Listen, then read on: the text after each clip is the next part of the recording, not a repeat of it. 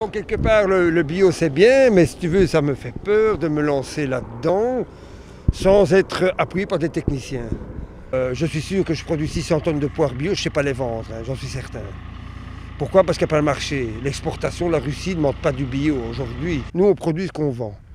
Si on vend demain des pommes qui sont pas de moins bonne qualité gustative, mais de moins bonne qualité à l'œil, je veux dire, alors on s'en fout, hein, on le fait. Hein. Vous comprenez, c'est normal. Donc, avant tout, je crois que le consommateur, il est là à crier bio, mais tous les matins, il monte dans sa bagnole, il démarre, il pollue comme un je ne sais pas quoi, il se chauffe au mazout, parce qu'il faut savoir que 80% des gens en Belgique ne sont pas capables d'acheter du bio, c'est trop cher. C'est trop cher. Il y a beaucoup de ménages qui sont restreints, des ménages qui ont des petits revenus.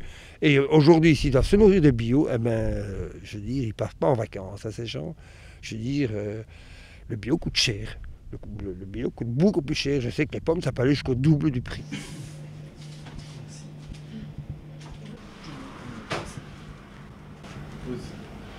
Donc je crois que malgré tout, ça reste accessible. Ça reste plus cher que du conventionnel ou ça reste plus cher que les productions industrielles.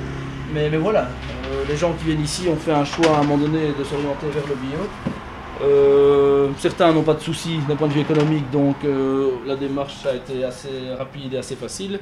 Il y en a d'autres qui doivent calculer. Le bio c'est bien, mais est-ce que c'est une solution globale? On dit souvent que le bio pourrait alimenter la planète. D'un point de vue pratique ou technique, je crois que c'est possible. Est-ce que d'un point de vue humain, est-ce qu'il y a vraiment des volontés pour en arriver à ça?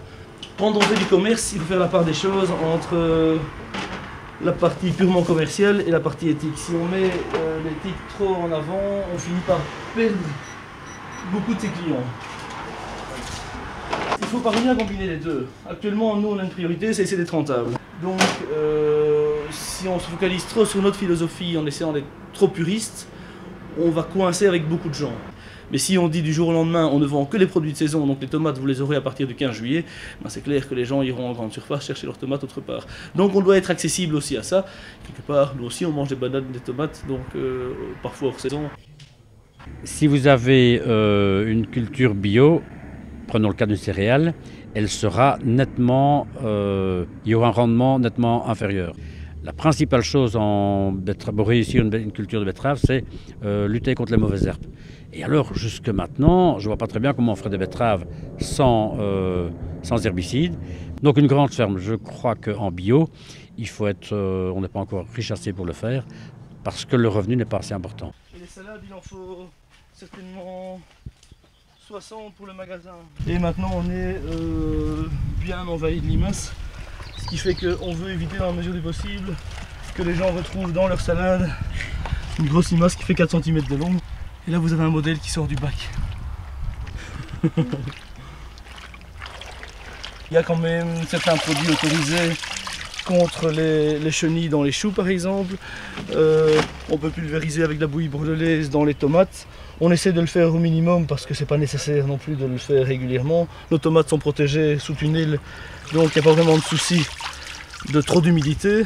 Bon, on a parfois des maladies quand même, hein. Mais on ne fait aucun traitement avec des molécules chimiques. Donc des molécules, tout ce qui est fait comme traitement sont des produits qui sont naturels. Même si parfois ces produits naturels sont toxiques ou peuvent être dangereux pour la santé aussi. Je crois que le consommateur n'est pas toujours très au courant de ce qu'on peut faire, de ce qu'on fait exactement en bio. La pomme, je sais qu'on fait du bio.